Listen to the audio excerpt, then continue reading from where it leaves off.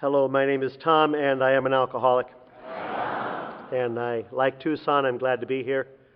Over the years, I've had the chance of coming down here for a couple of different things, and I'm always staggered by the view and the spaciousness and the rhythm of Tucson life. So thank you for letting me participate in that a bit this weekend. I want to thank the committee for inviting me. I've been coming to meetings for a while, and I've been to a couple of conventions, and if you show up on a regular basis, you get to meet people, and over time friendships develop, and I think that is extraordinary. I have tendencies to be unique, special, and different. And I'd rather watch Judge Judy than meet you, so just so you know. She has a clarity that some of us lack. And so it's recovery. I mean, recovery is about changing so many things. I was sponsoring a young man. I'm 66, so anybody under 50 is a young man. And this was not that long ago, and he was in his early 20s, and I was at a whole bunch of meetings in a row. And I said a few things, and he was there, and he asked me to be a sponsor. He had about 6 months. And so we spent some time together, and we go to meetings together, and we talk about things together, and give a little bit of my own experience with him. And he was desperate enough to be a very enthusiastic participant in the program, doing lots of stuff. And I gave him the little talk when he was around 9 or 10 or 11 months sober about changing everything.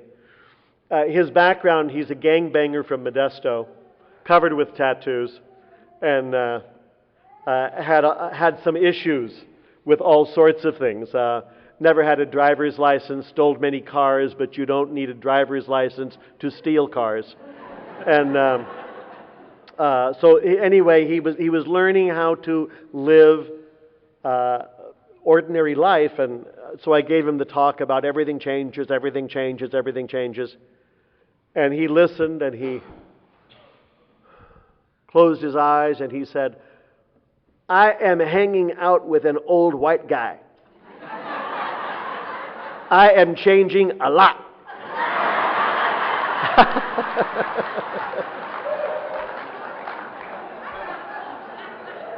And it's very true. And he's got 4 or 5 years right now, and last week he began junior year. He went back to school, Cal State, San Francisco, and he's going to be a person. He's going to be an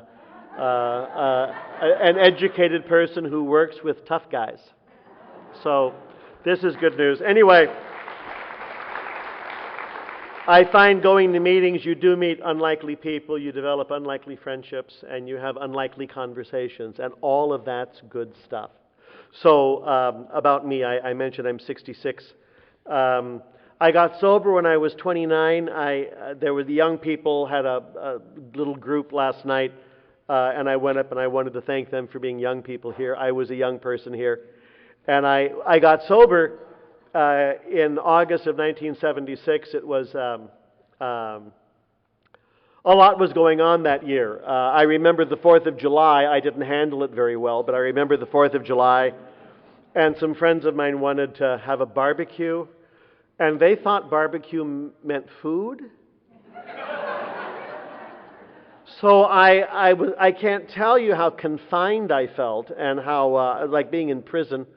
And they barbecued some stuff, and I got away from them as soon as I could.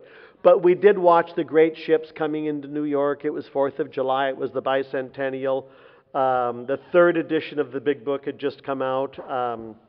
And I proceeded to go and get drunk and spend the next while drunk. And I kind of come out of it in August, mid-August, and I would tell folks my first day without a drink was the day that Gerald Ford was nominated for President of the United States, because I was watching TV that day, and there he was. And I went to a meeting on Friday, and it was an old-timers meeting. I didn't know that. Everybody and the room was 107, and they were really happy and friendly, and who can bear that kind of thing?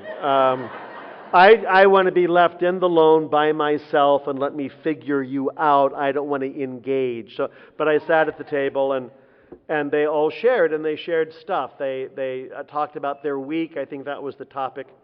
I'm sure it's right out of the book. How was your week? And one guy shared how he had gotten up the focus and the energy to cut the front lawn. Now, I did not want what he had, nor did I have a front lawn, which is also very important information. Now I do. I mean, I'm an amateur gardener, and I'm of the current opinion that if you can do some yard work and do laundry on the same day, you're ready to run central office. That's what I think. It's good news, those simple tasks. I was told by my sponsor that at an AA meeting you should mention that you drank, and I drank. I'm one of those guys. I'm a daily drinker. I have met periodics. I don't understand periodics. I'm a daily drinker. I'm a falling down drunk. I was falling down at 17 and 18 years old and 16 years old, and I continued falling down at 27 and 28 and 29. I'm a drunk driver. I got my driver's license at 16. I grew up in San Jose, California. We still had a lot of orchards at that time, and I can remember doing an awful lot of drunk driving at 16 and a half. Never killed anybody, never got into trouble because of drunk driving, but that's all a matter of seconds and inches. A couple of seconds different, a couple of inches different, and it's a real different story. So, what else do I know? I was a social drinker for a while. I could do bars for a while. I even liked meeting people at bars for a while, but everything became very problematic. I was sober a short period of time. I got sober in Berkeley, California. I was going to school there. And I went to the El Cerrito Fellowship. It was kind of a refuge. It was open all day long. There is no reason to go to El Cerrito. There is no reason to know that El Cerrito exists except for the El Cerrito Fellowship. And from like 5 a.m. until midnight, it was pretty much open a lot. And if you were in flames and needed a safe place, you could go there. The door was open, and there were usually a couple of cranky old guys hanging around, and you could have a conversation with them. And that saved my life on more than one occasion. Anyway, I go to the El Cerrito Fellowship. I'm very upset about something. And I asked this old guy who was probably around 60. I said, how do you know you're an alcoholic? I mean, I might just be unlucky. That's possible. A lot of bad luck. For a while, I had a biblical theory that it was 7 lean years and 7 fat years. I think that's right out of Genesis. And that I would have 7 years of good luck and 7 years of bad luck.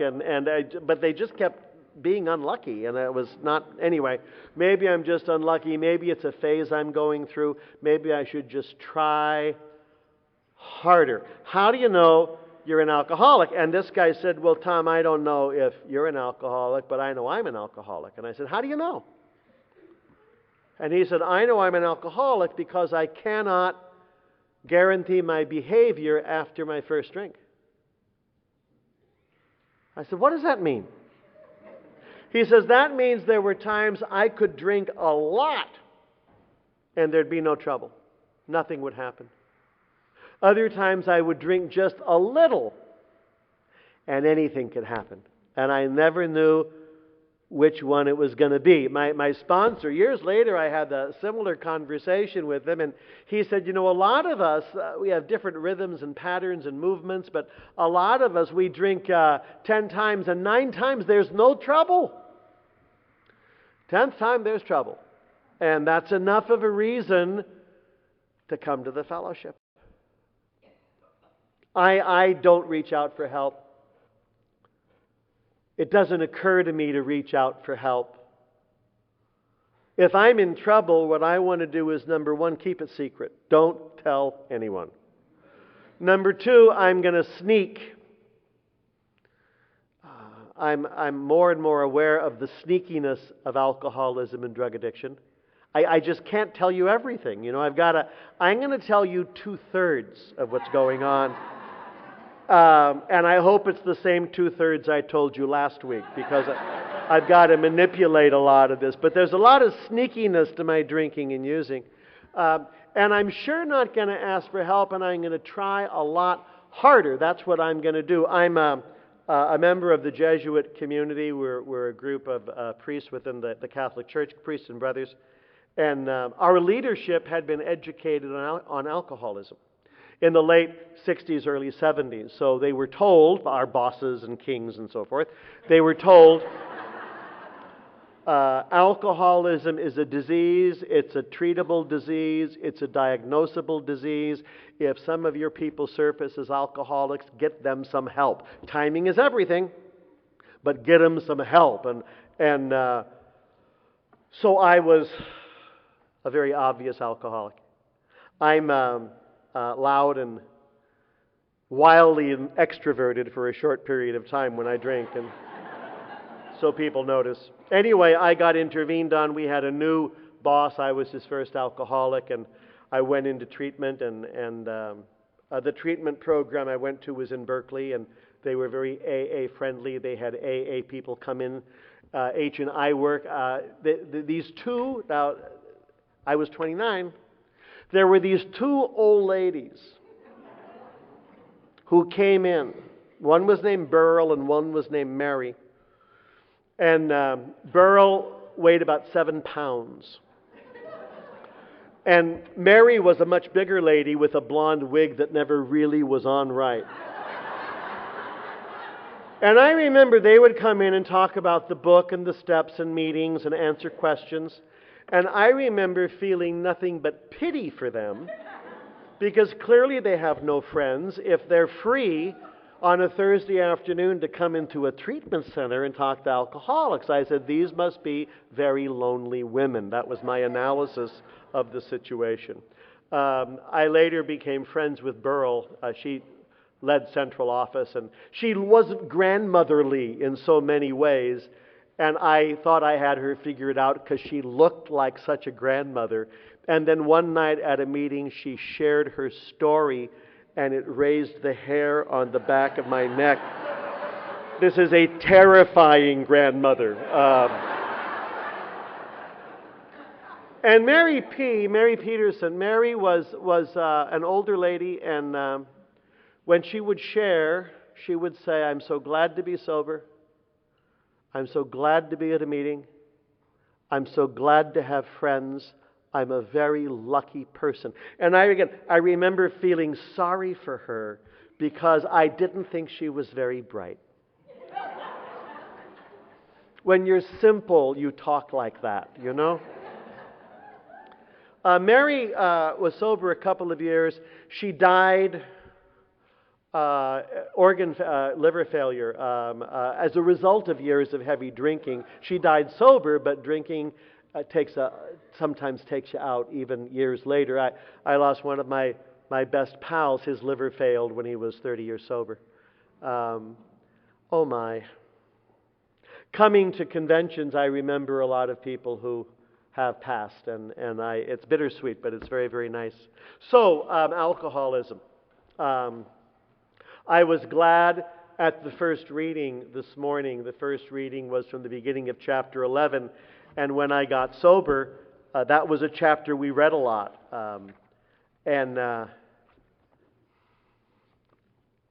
It starts by saying, for most normal drinkers, it means conviviality, companionship, and good times. And I'm glad that's in our literature, because we are not prohibitionists. If you are able to drink like a gentleman or a gentlewoman and go to work and not pee on yourself, we're delighted.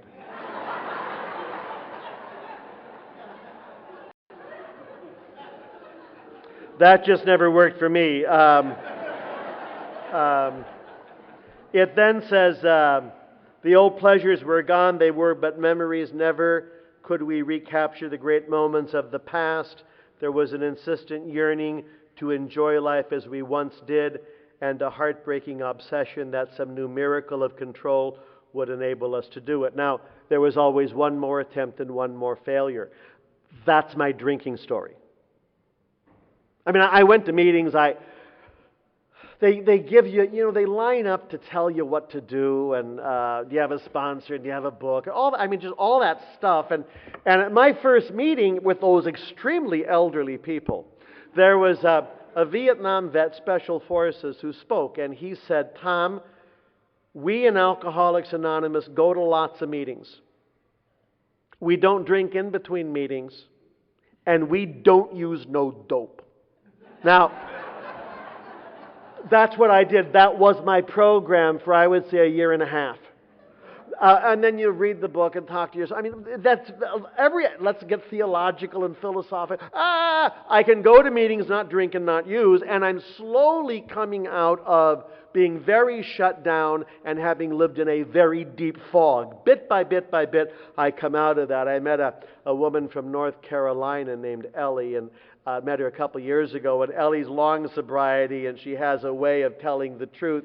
And she said, I tell newcomers the first 3 steps are make your bed and get a job. And in a year, we'll talk theology and philosophy. My sponsor thinks that if you make your bed every day, you won't get drunk.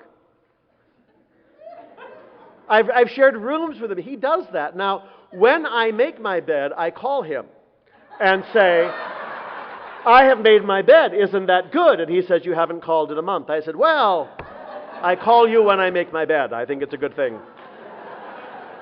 I have not made my bed here. I'm ashamed of myself, and my mother would be worried. Then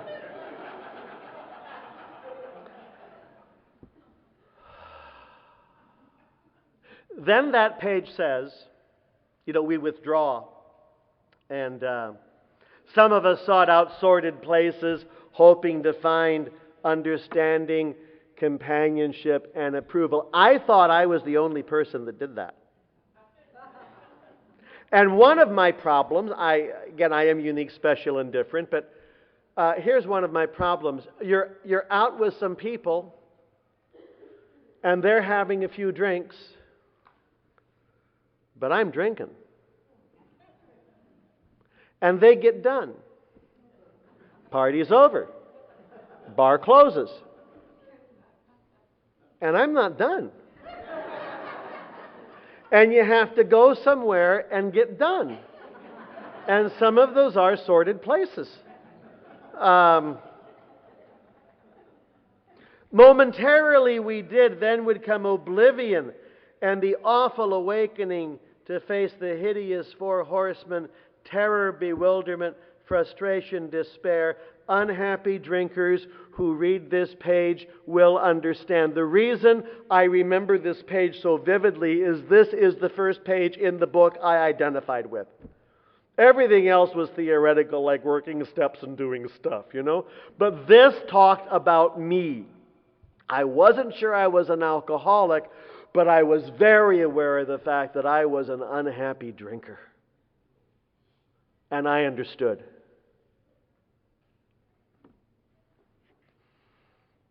One of the men I've loved over the years, if you go to meetings, you'll fall in love a lot. And older people and younger people and people that you disapproved of before you had a little bit of sobriety. And I have even loved some people deeply before I found out who they voted for. And then I had to rethink stuff. What? I don't know if I can do that. But Dr. Gill passed a few years ago, and he was in his 90s. And Dr. Gill grew up in French Canada during Prohibition. And he would see Americans come across the border because you couldn't buy a legal drink in the United States. So you'd go to Canada and do booze. And he would see Americans get drunk and fall down and have fights. And he would say, what a great country, I can't wait to get there. So Gill went through medical school and came to San Francisco in the 1950s. Gil got sober when General Eisenhower was president.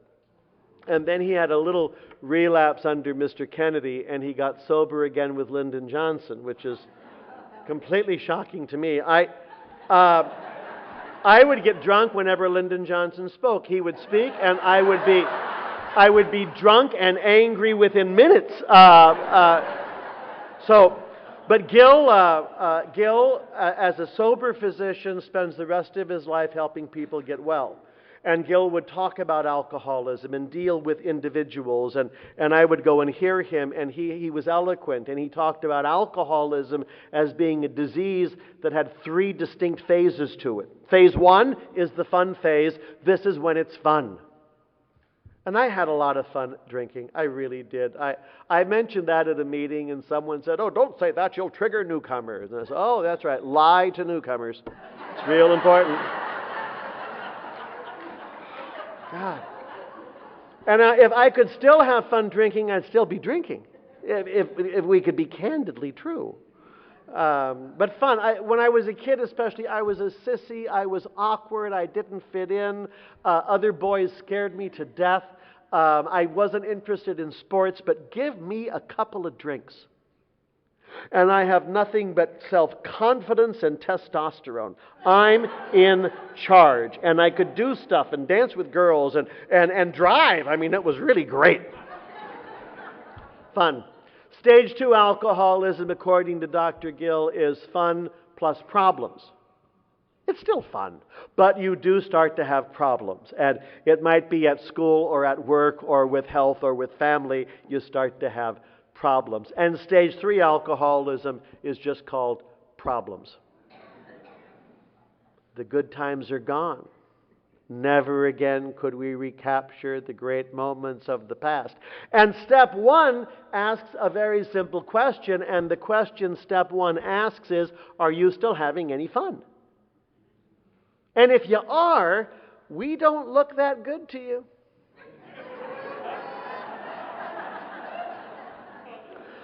Recently, I listened to a couple of people discuss things, and one of the things they were discussing was the gift of desperation, G-O-D, the gift of desperation. And if you have the gift of desperation, you'll want to be here. And if you're not that desperate enough, we're too old and we're too square and we're too this and we're too that, and there's too many of them and not enough of those, and you just don't want to join until you're desperate enough. That's very true in AA. That's even more true in Al-Anon in my experience. As many of the other people in recovery, I'm a member of both programs, and here's my Al-Anon awareness. I was sober for a while before I found Al-Anon. And I mention that sometimes at AA meetings, just mentioning it because it's not an Al-Anon meeting. And a woman came up to me a few years ago, and she said, "I'm 7 years sober and I hate everybody. Is it time for Al-Anon?"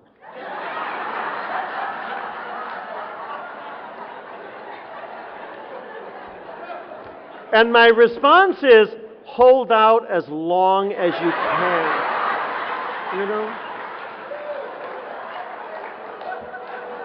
Because if you get there too early, you're not going to like who you see,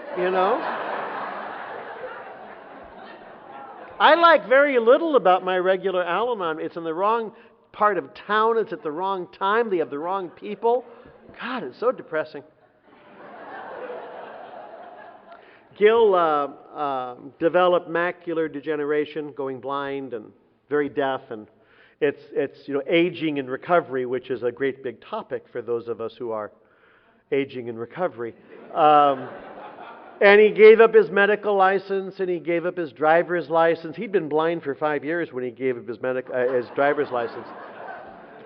But we wanted Gil to come to my home group meeting in Oakland, which is Tuesday night, and it was full of young people. I don't know how that happened. They just showed up, a lot. Well, I do know how it happened. There were a couple of very attractive young ladies that started coming to the meeting. And suddenly there's a room full of young men at the meeting. This room full of galoots, and they're all there. And then we have a row full of old-timers who disapprove of everything and everybody, and that's my meeting. So I wanted Gil to come because Gil mentally was very, very clear, but he doesn't get around much anymore, and young people need to hear some of the treasures who aren't getting around that much anymore. So Gil came, and he stood in front of the group, and he was eloquent like Winston Churchill, and Gil said, I hope I'm facing the right way. I cannot see you. And then he said, I hope I am not shouting. I cannot hear. And then he said, my name is Gil, and I'm a recovering gynecologist.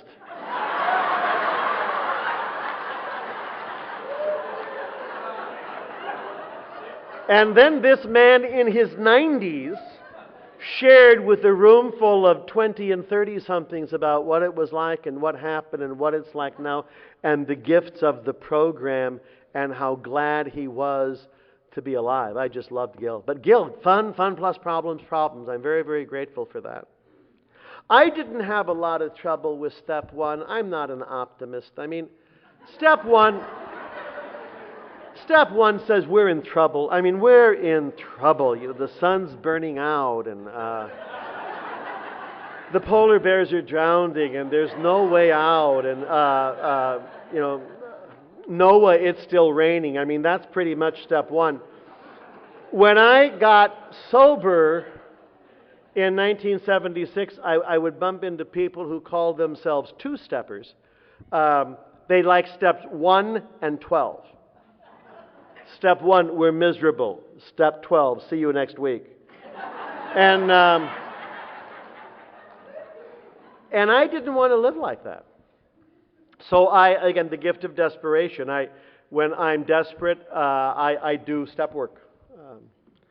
And I found step 1 wasn't my problem. My biggest problem has always been step 2. And my experience with step 2 is it is about hope. Bill writes in the 12 and 12 about faith and belief, faith and belief, faith and belief.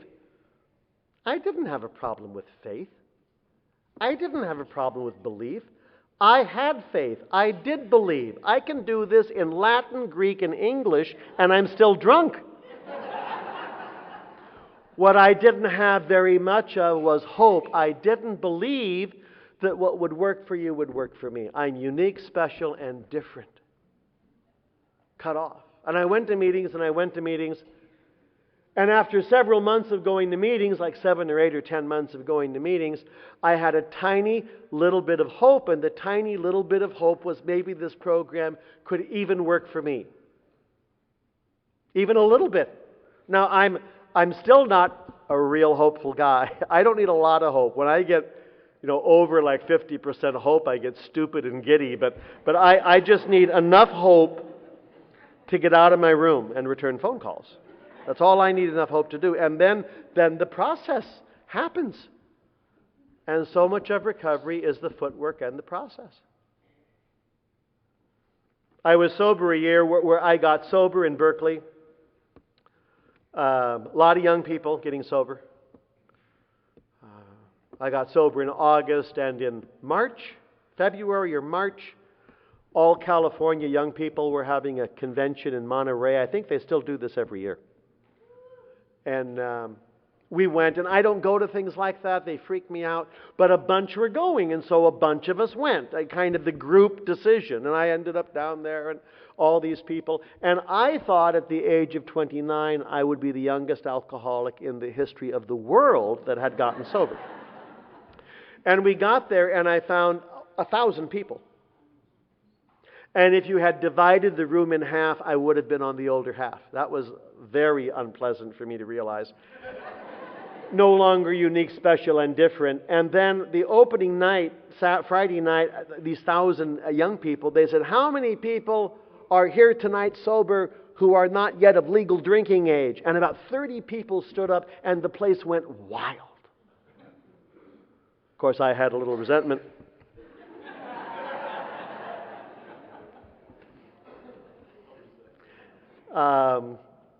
I went to San Antonio convention. My sponsor made me go to New Orleans in 1980, and I've gone to a lot of the conventions since.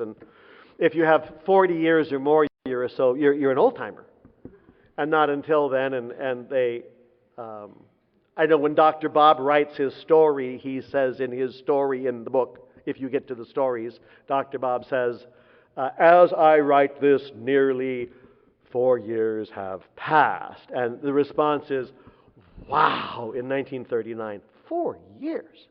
And Bill has 5? How'd you guys do it? It's amazing. Well, at San Antonio, you give your sobriety date, and Saturday evening, the old-timers all sat in one section, and there were over 500 women and men with 40 years or more of recovery, and they pulled names out of the hat, and they said, okay, say something, you have 3 minutes. And if you have 40 years or more of recovery, you can do that. And everyone said, we're so grateful, I'm so glad to be here, it's good to be alive, thanks for coming to my party. Hooray. Simple, right from the heart, positive stuff.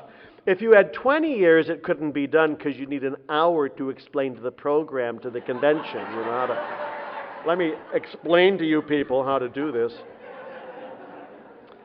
So anyway, I was sitting next to my sponsor who had 39 years. And I just felt his resentment, and it was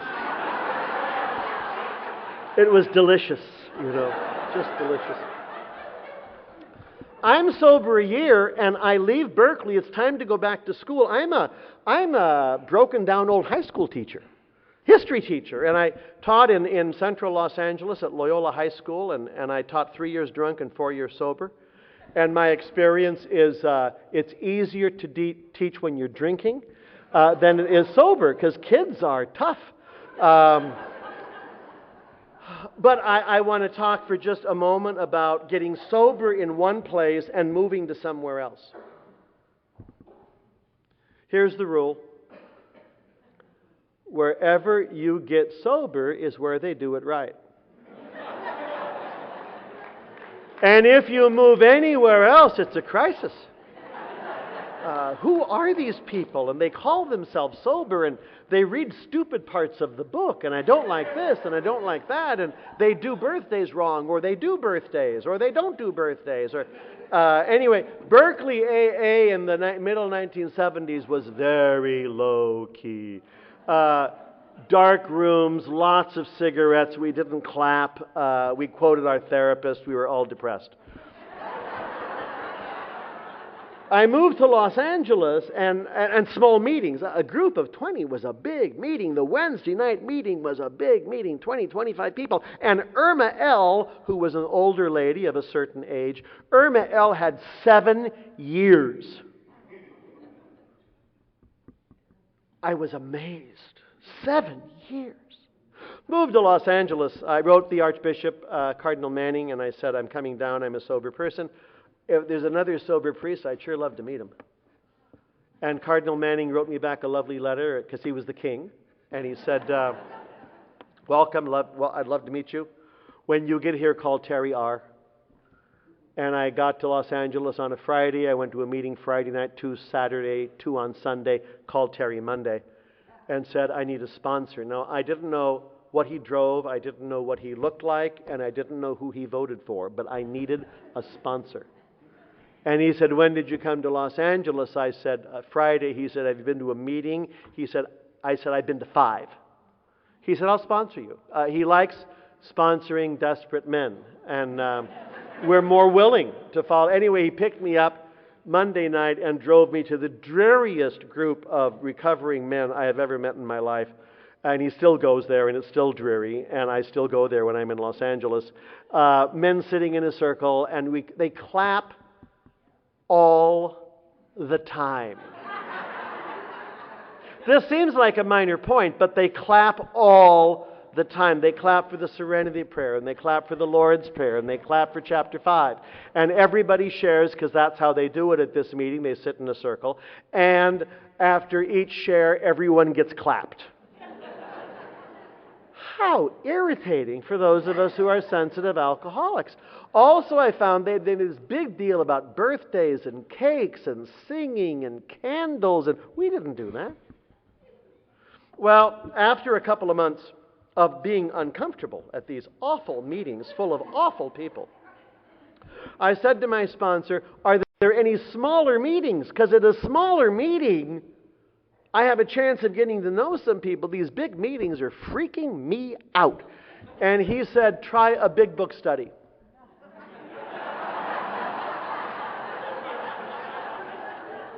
They are always small. And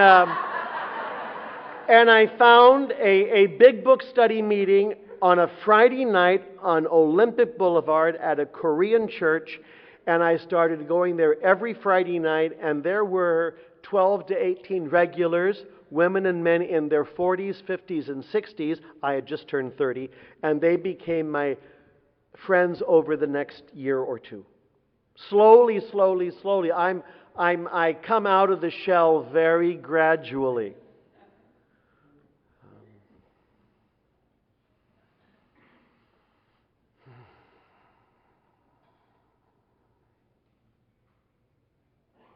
Step 3, turning my will and my life over to the care of God as I understand God.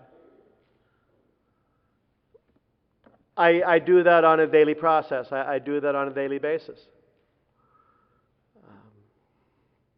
I find that turning it over is a good policy. I was told that a lot of step 3 comes down to showing up, paying attention, telling the truth, and letting go of the results. Show up, pay attention, tell the truth, let go of the results. Step 3. If I show up, pay attention, tell the truth, and let go of the results, God can work. It's kind of a flow that's there. It's still not my first impulse to tell the truth, though. I want you to know this. I don't think you need to know some things.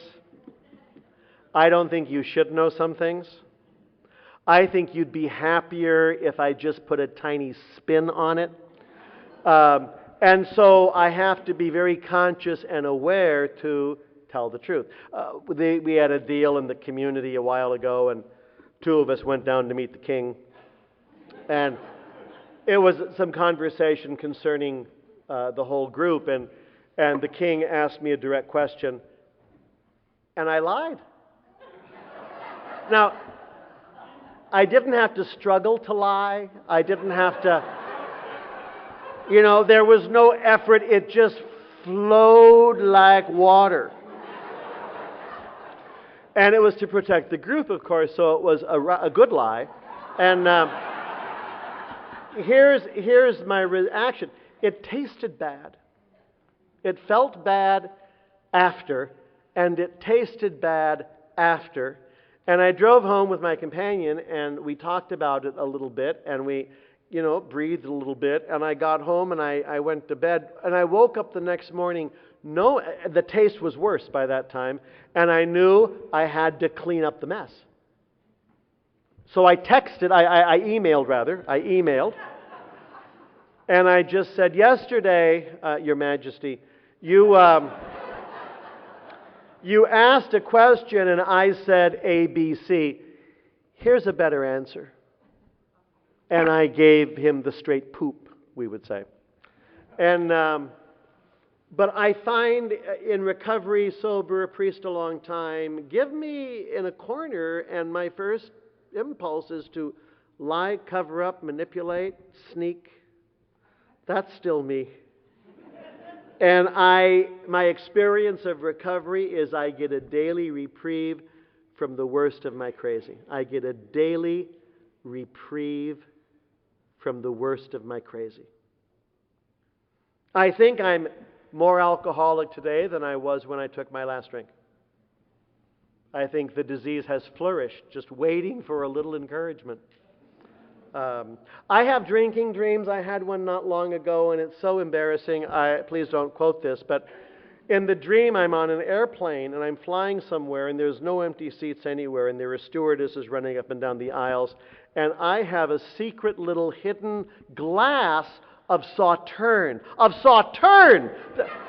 here, which is gasoline, basically, and when no one's looking, I sneak down and pull it up and take a little sip and then put it back down.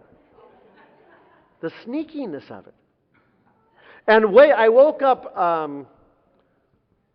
very aware of having had the dream, and I started doing some thinking about the sneakiness of my alcoholism and the sneakiness of the reptile brain, just making decisions to get sunlight and flies.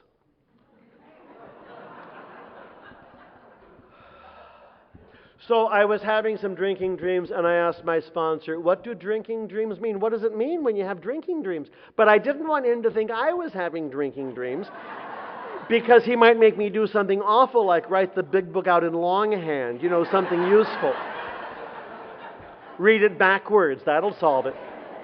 And I asked him about the drinking dreams, and he said, have you had the one yet? And then he shared with me this disgusting, perverted drinking dream, and I recoiled as from a hot flame. That's not my story. And I said, absolutely not. And then about 6 months later, I had that dream. So what do the dreams mean? And he said, well, a couple of things. He said, number one, people who have drinking dreams don't get drunk. He said, did you ever have a drinking dream when you were drinking?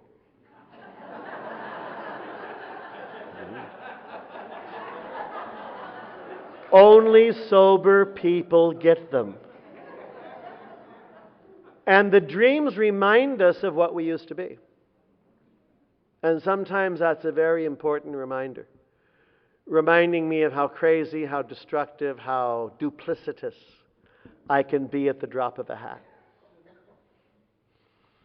I was 10 years clean and sober, and the dream was so vivid, I woke up knowing I had lost 10 years. And I went downstairs, and it was my second cup of coffee before I realized no vomit, no pee. I didn't go out last night.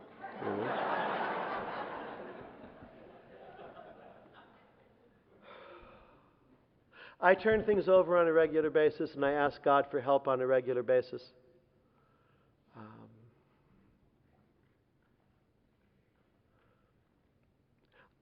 I still have defects of character.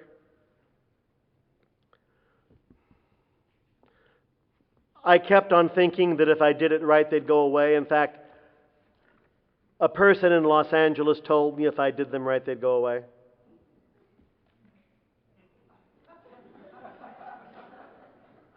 So I asked my sponsor about it, and he said, the step says we ask to have our defects of character removed. We do not ask to have our defects of character erased. And I find they can be removed and then they move back. And they can be removed and then they move back. I was 20 years sober. I was somewhere. I was taking a few days off for some quiet and some reflection. And I opened the big book and I read the stories in the back because I like the stories in the back. And this is the story of the first guy from Chicago who got sober. And as you might know, Chicago drunks are very bad drunks. Notoriously so. Very bad alcoholism in Chicago. And this is the first guy from Chicago who gets sober, so it really is a miracle story. And he's a young man, and he's a train wreck, and his dad says there's some people in Akron, and he says, if I ever get that desperate that I need to go to Akron, I'll drive myself. And a few months pass, and he drives himself, and he meets all of our little pals. And he meets Dr. Bob, and this is in the 4th edition, page 263.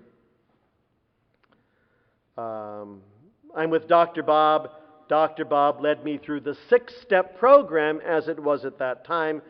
The 6 steps were: 1, complete deflation; 2, dependence and guidance from a higher power; 3, moral inventory; 4, confession; 5, restitution; 6, continued work with other alcoholics.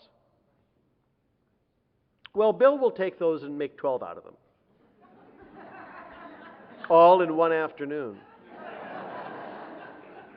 Dr. Bob led me through all of these steps. At the moral inventory, he brought up several of my bad personality traits or character defects, such as selfishness, conceit, jealousy, carelessness, intolerance, ill temper, sarcasm, and resentments. Now, the reason I remember this page as well as I do is at 20, I was very aware that my defects of character are selfishness, conceit, jealousy, carelessness, intolerance, ill temper, sarcasm, and resentment. When I did my 4th step, I used Bill's list, of resentments, fears, sexual stuff, finances. But this is a more devastating list. It's more complete, I think. And here's my experience at 37. I have all these.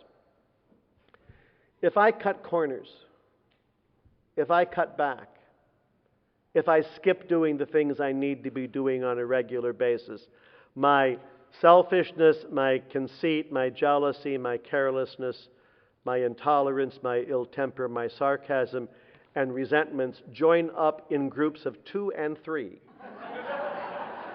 and ambush me and anyone else in the room, and then I find I have to make use of step 10, admitting it, and then amends. Clean up the messes. I have to clean up messes.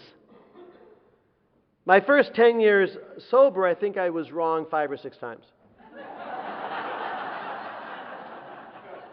And now I find I'm wrong 5 or 6 times a day, and I can talk about it. I think one of the Psalms says the just person falls 7 times a day, and if that's true for the just person, there's a lot more room for the rest of us, And I find I need a daily inventory and a daily analysis, and I need to stay awake, and when I'm wrong, I need to find someone to talk about that with, or it festers inside of me. I was at a meeting a few years ago and I heard someone talk about alcoholism, and they said that alcoholism was a lot like dancing with a gorilla. Although they didn't say dancing. They said dating. And they didn't say dating. Okay, but the point is, you're with the gorilla, in a rather intimate way. And when the gorilla gets his arms around you, the gorilla's in charge. The gorilla makes all the decisions. And the gorilla kills an awful lot of us. One of my pals in Las Vegas is a guy named Wally, and he says, Tom, I don't want to dance with the gorilla, but every so often I'd like to pet it just a little bit, We get in the cage, and if you're clean and sober today, it means the gorilla has let go. It doesn't mean you've outsmarted the gorilla. It's just bored and it let go. If the gorilla has let go, get out of the cage. And don't go back into the cage, even when the gorilla starts humming your song, which it does. It's 3 months or 6 months or a year, and suddenly you hear music. I'll just have one quick dance. Now, people who love us visit the zoo a lot. And they look at the lions and tigers and bears, And then they look at the gorilla cage and they see the one they love dancing with the gorilla. And it might be their spouse, their best friend, their partner. It might be one of their kids or grandkids. It might be one of their parents, or both their parents, or a sibling. All of those are different kinds of crazy. We want to take action. I must help. So we get into the cage and we start vacuuming and sweeping. And hanging inspirational little slogans, on the wall. Making nutritious meals, oh here, eat some sprouts. And none of that helps, none of that helps. So then we try to get between the gorilla and the person we love and separate them, and the gorilla turns on us and yanks our arms and legs off. The casualty rates among women and men who love alcoholics and addicts is very, very high. It's devastating to love someone like us. So they have a program too. And it's called Al-Anon. And a lot of Al-Anon comes down to stay out of the cage.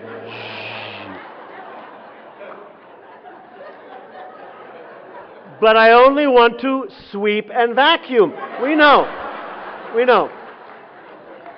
We're meeting over by the giraffes, and we'll talk about our need to sweep and vacuum, because it's really nuts, you know?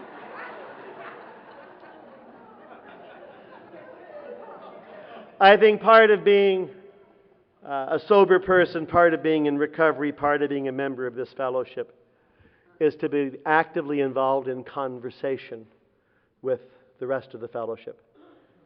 It's not about memorizing slogans and shouting them at each other. It's about having that heart-to-heart conversation. And if there's anything I said this morning that's helpful, please use it. And if it's not helpful, don't worry about it. Some people, some speakers you don't like and some speakers you like. I remember I gave a talk once and this lady came up to me. She was very agitated. And she said, "You are so arrogant." This is not a secret, you know.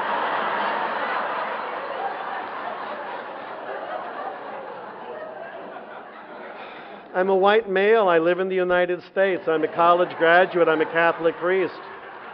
Bingo.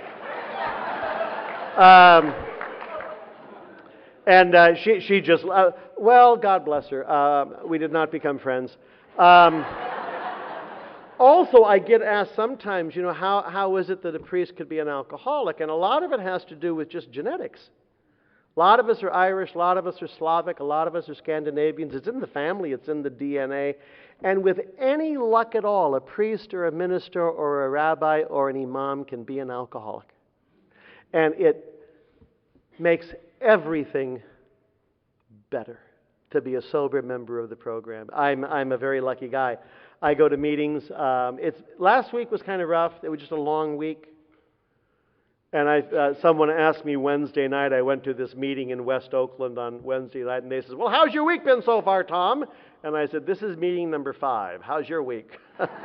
Just keep going. When I get disoriented or confused or agitated, my pattern is to get to a meeting.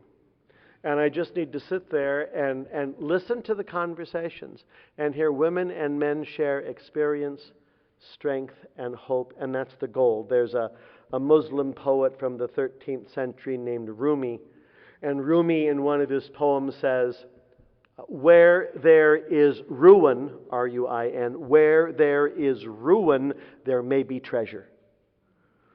And the ruin is that so many of us begin our recovery and come into the rooms, and maybe all we can see is the disasters and the ruin and the broken things.